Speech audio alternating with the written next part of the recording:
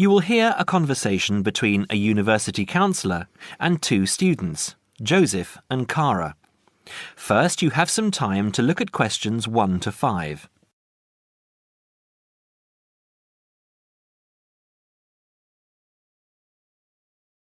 Now we shall begin.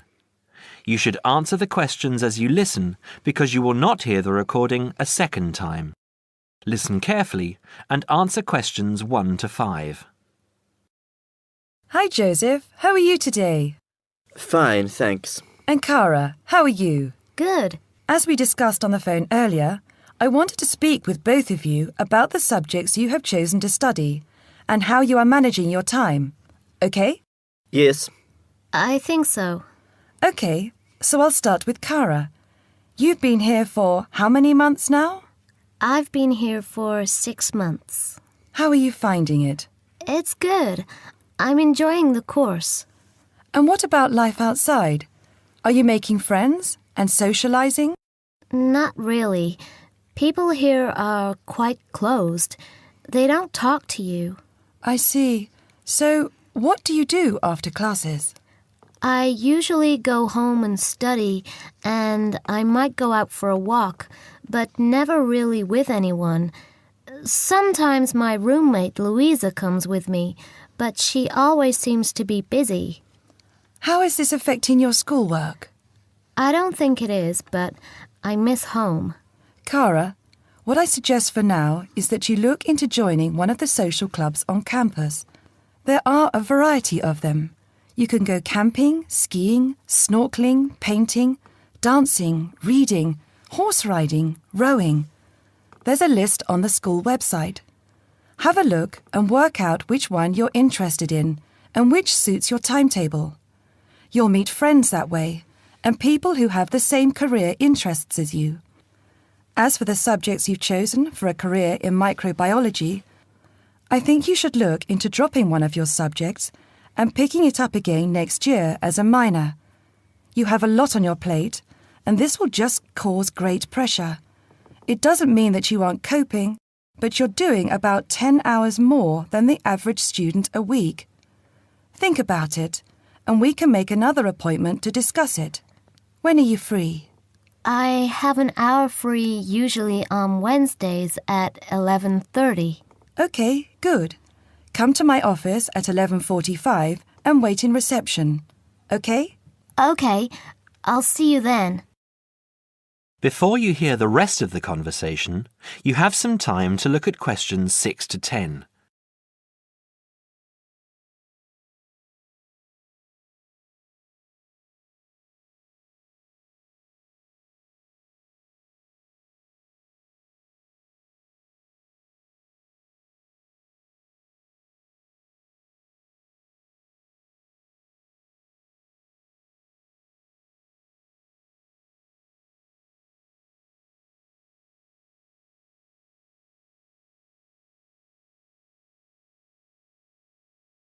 Now listen and answer questions 6 to 10.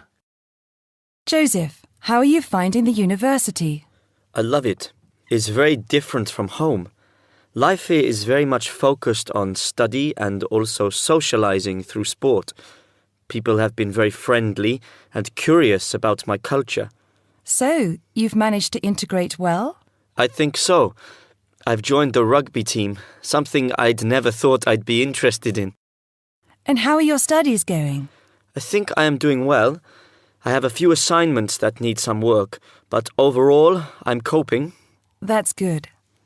I'm happy that you're enjoying the university, but remember, don't let your schoolwork get too far behind, because it will pile up, and before you know it, you will be late handing in work. You know that there's a penalty for handing in work late? No, I didn't. You would have been told at the start of the course, during orientation. I don't remember. You need to remember these things. They are very important. You might be an excellent student, but if you consistently hand in work late, you'll be penalised and you might end up losing your degree over it. That's a lot of years of work, okay? Yes, I'll remember that. And also remember that you have to attend 90% of your classes. So far, you have missed 5 tutorials. Be careful here. These could also cost you your degree. Is there any particular reason you missed these classes? I'd been training for our rugby match the night before and, well, we went out afterwards and I slept past my alarm clock. Joseph, I know this culture must be very different from where you come from, but please try and be a little more conservative with your time.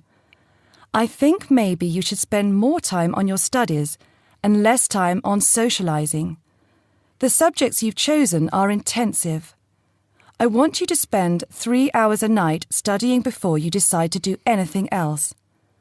I'll make an appointment to see you in a month and we can assess your progress. I'll give you my business card. All my contact details are there. Call me in 3 weeks to organise another meeting. Do you have any questions for me? No, none.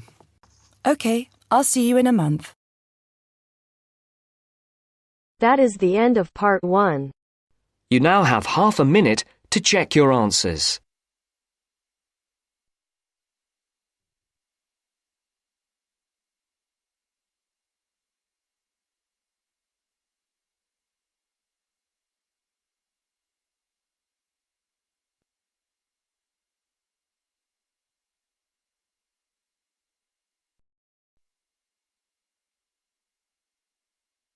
Now turns to part 2.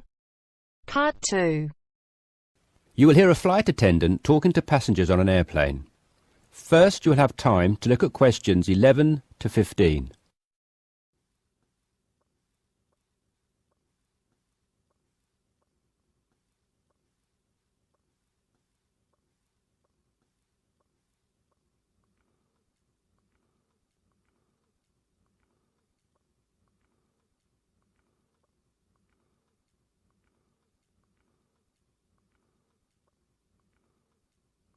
Now listen carefully and answer questions 11 to 15. Good morning, everyone. I hope you all slept soundly overnight.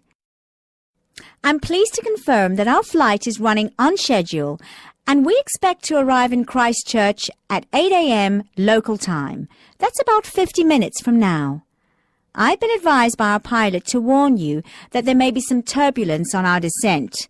So please remain seated and have your seatbelt on at all times.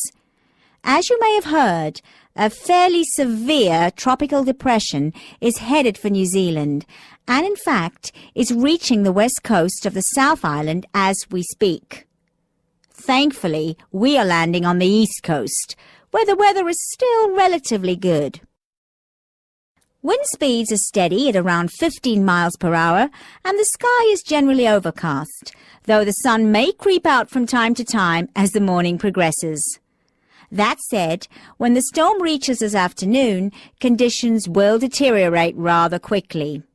Please exercise extreme caution if you're travelling anywhere on the island today. As I said, the storm has already made landfall on the west-northwest coast, and we're getting reports of high seas and very strong winds of around 75 miles per hour, with gusts up to 110 in Collingwood. Heavy and thundery rainfall is also being reported there. The Southern Alps are experiencing severe blizzard conditions, and there is a virtual whiteout on the roads. There are accumulations of up to 3 foot of snow already, so please, under no circumstances, be tempted to take the mountain road from Christchurch to Bluff. Use the coastal route for the entire journey if you must go down south. Over in the west, in Hokitika, and the southwest, in Milford, conditions are bad with heavy rain, high winds, and high seas. In fact, several tornadoes were reported in Hokitika and also in Lewis, which is slightly further inland. Also inland, on the northern edge of the Southern Alps, Arthur's Pass should be avoided at all costs. Roads are closed due to the heavy snowfall. Kaikoura has reported wind speeds of 45 miles per hour, with occasional gusts a bit stronger, but so far it has escaped the heavy rain. At present, it is windy and cloudy there. Before you hear the rest of the discussion, You have some time to look at questions 16 to 20.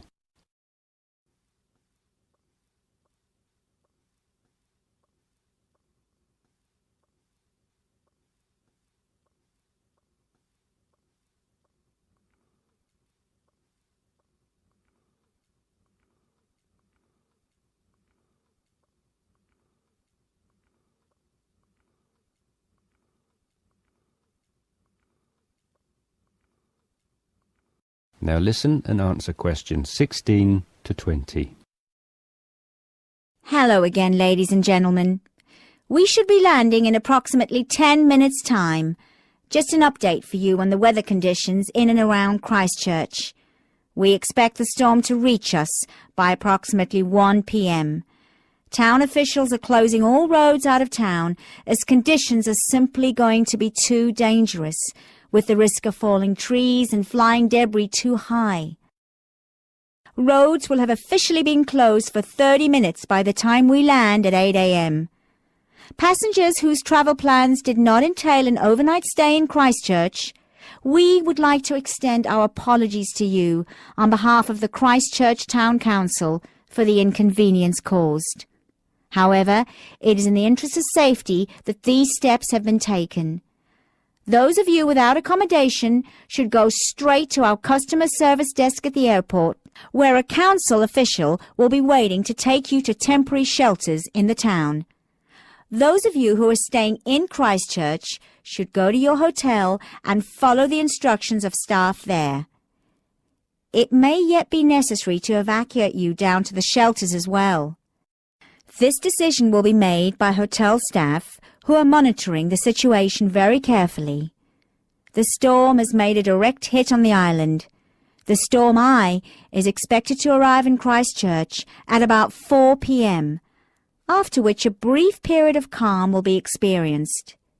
The western wall of the storm will then hit at approximately 4:30, and the extreme winds and heavy rain should have improved by about 7 p.m. All roads will be reopened from 9 p.m. onwards. However, we're advising people to refrain from driving unless absolutely necessary, as conditions will be extremely hazardous with a risk of flooding everywhere. Flash flooding is a real danger for the valley towns of the south in particular, as mountain rivers and tributaries have already swelled to record levels. High winds have already caused massive power cuts in West Coast towns, and a string of major tornadoes have caused havoc across the Midlands. If at all possible, stay in Christchurch until tomorrow morning, when the clean-up will begin. And, above all, stay safe. That is the end of part 2. You now have half a minute to check your answers.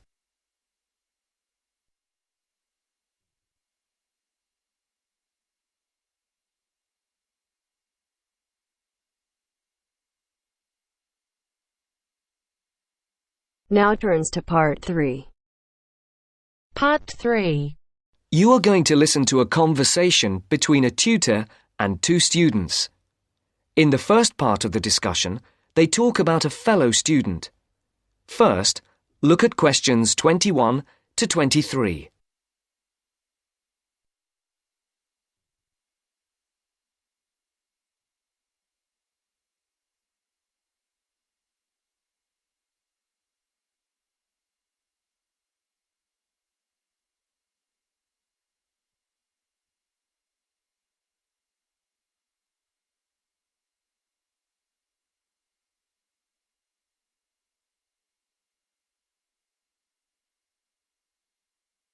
As you listen, answer the questions. Write no more than 2 words for each answer. Francis and Steve, hi. Now, before we start the tutorial, am I right in thinking that you haven't heard about Lorraine? No. What about her? She's already left. What? Well, she hasn't told anyone. You sound surprised. Weren't you half expecting it? Yes, but she could at least have told us, though. We've been on the course together for the past 3 years, and it would have been nice to know. She always was the sort to keep herself to herself. Yes, I know what you mean. Did she give any reason? Well, she got that job. What? Yes, and she's been given permission to leave, as there's only a week to go before the end of the course. But she'll be back for the exam week. Oh well, we'll just have to catch her on the mobile after the class. She's gone back to Wales first. Oh dear. We'll get hold of her on the mobile. She did say that it might not be possible to contact her for a couple of weeks. Oh, OK. If that is what she wants. Before the conversation continues, look at questions 24 to 30.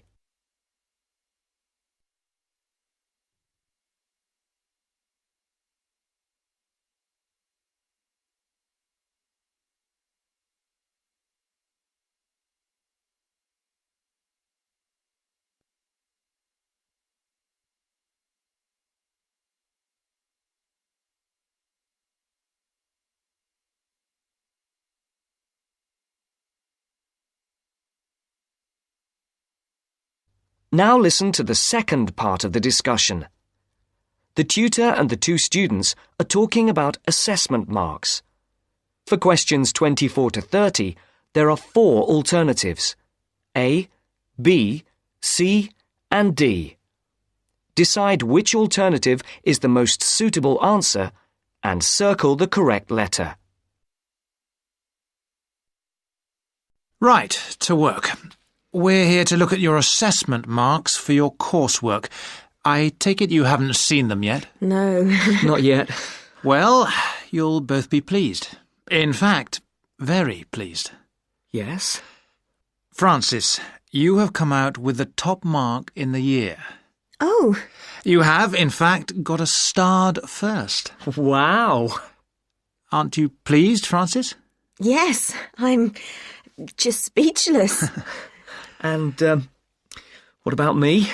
Well, Steve, you got a first as well. I don't believe it. You might have done even better, but there were a few faults with the 5,000-word project you did on traffic management. And what about the book review we had to do? Yours was, I can safely say, the best we have ever had. You're kidding. I'm not. In fact, you have won the departmental prize for the piece. It's a pity, really, that your project wasn't of the same calibre. It's still not bad at all, though, is it? It certainly isn't. What do you think were the faults with your project? I just wasn't very happy with the conclusion, and I got myself in a bit of a twist with the argument about road pricing. By and large, your overall conclusions were okay, and I would say that your thoughts on road pricing were quite original. The problem was more with the actual end. It was a bit disappointing. You started off well, but then it ended rather suddenly, as if you got fed up with it. Yes, I did kind of stop fairly abruptly. I couldn't think of much to say, even though I knew it was important. Yes, that section needed a bit more work on it. But, as I said, by and large, it was very good. And, Francis, your project was excellent. So much so that we think you should take it further, and perhaps do a PhD, or at least an MPhil.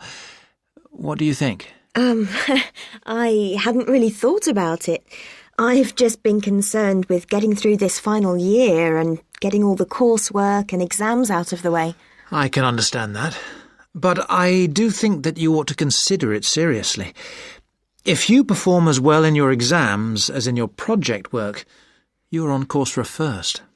Do you think that I'd get funding for it?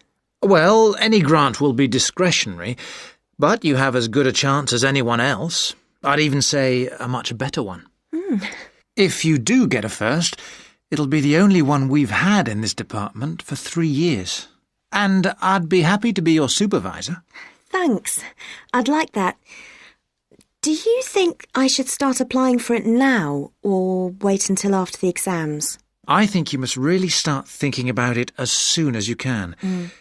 And Steve, what about you? Have you thought about going on to do research? I have thought about it, but I have a job lined up if I get a good degree, and quite honestly, I am fed up with not having enough money to do the things I would like to do. I can understand that. Is there anything that either of you would like to talk about? Yeah, I have a couple of things I'd like to ask, if you don't mind. OK. We have roughly 20 minutes left, so, Steve, would you like to go first? Right.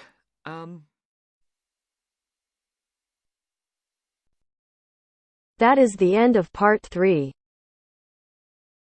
You now have half a minute to check your answers.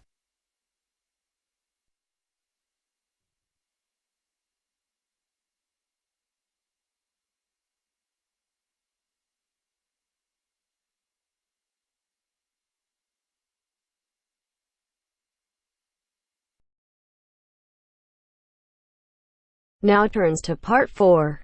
Part 4. You are going to hear a talk about security in the UK. Listen to the talk and complete the statements below. First, you have some time to look at questions 31 to 40.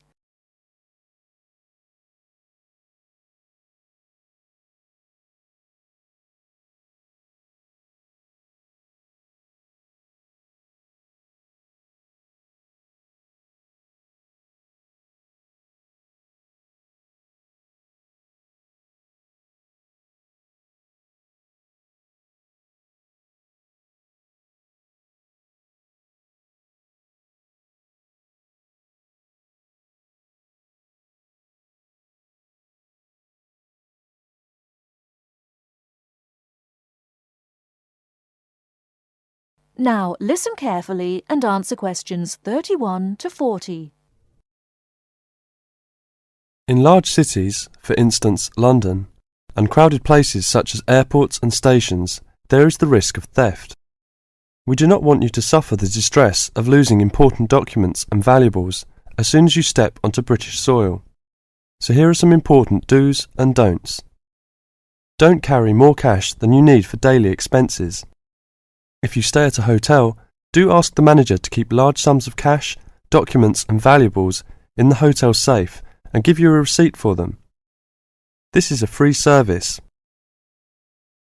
If cash is stolen, it is very unlikely to be recovered. Do keep separately a note of the serial numbers on your traveller's checks, so if they are lost you can inform your bank. Do take particular care of bank and credit cards. Do carry wallets and purses in an inside pocket or a handbag. Don't ever leave a bag unattended and make sure it is securely fastened when you are carrying it. Do carry jewellery and valuables such as cameras, radios and typewriters on you or with you and keep a note of any serial numbers. Do take special care of your passport, travel tickets and other important documents. Documents are at risk particularly at airports and stations where it is obvious that most people will be carrying them. Do make a note and keep it in a safe place of the number of your passport, its date and place of issue. This makes replacement easier if you are unlucky enough to lose it. If you don't want to carry heavy luggage around with you, you can leave it in a luggage office at most large stations and pick it up later. Keep the receipt so that you can reclaim your luggage. Check the opening hours or you may find your luggage locked away when you need it again. If you lose any of your luggage in transit, take this up immediately with the officials of the airline or shipping line. But don't worry too much. 98% is found within 3 days. If you lose anything, go first to the lost property office at the airport or station, as it may have been found and handed in. If you lose your luggage in the street, or suspect it has been stolen rather than gone astray, find the nearest policeman who will advise you what to do. That is the end of part 4. You now have half a minute to check your answers.